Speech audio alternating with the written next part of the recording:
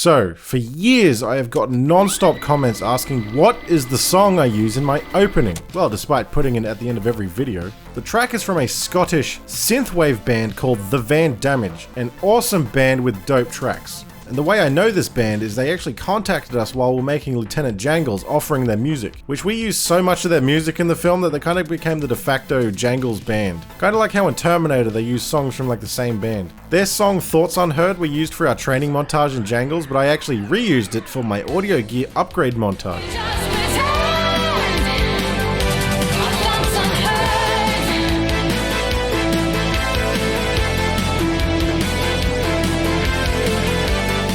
Their track that I used in my intro is actually the instrumental version of their song Cougar, and it's actually the ending of the song. To which once I heard it, I went, now that's an intro song. I've had so many comments saying you can change the opening animation to whatever you want, but never change that track. Ever. Something that may be obvious about me at this point is that I love the 80s and I love synthwave music. It's been flowing through my DNA ever since 2010 when Drive came out and birthed a whole retro movement. Another band I frequently use the music from is my friend Jupiter 8. You may recognize his track Night Lights from the end of the Masterclass Cinema episodes.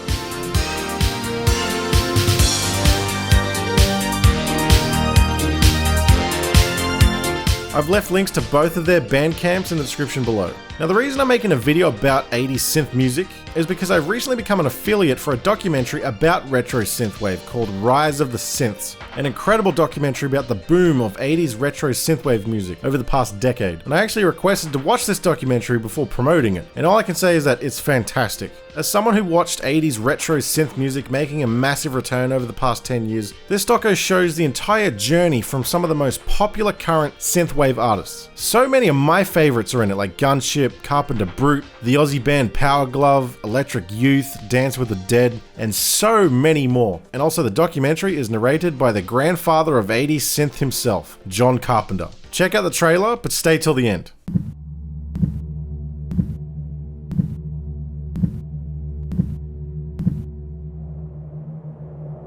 If you are hearing this, it's a message from the past and from the future.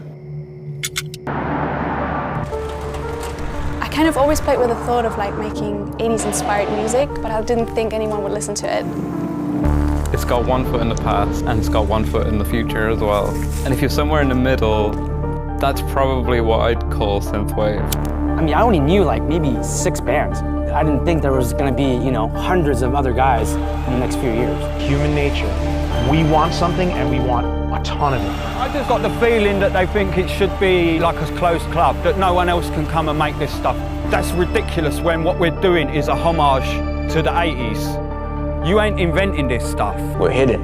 Nobody knows how each other looks like. No one has to know who you are. It's people that just want to do this for the sake of doing it and maybe not for recognition. I didn't expect synthwave to be as influential on mainstream things as it has been. It'll get bigger to the point where it'll fall in on itself and it'll be super uncool again. But how long do we have? Maybe 5-10 years? Gotta get going. My name is John Carpenter. I'm here to introduce you to a world of an unknown music movement you've probably never heard of.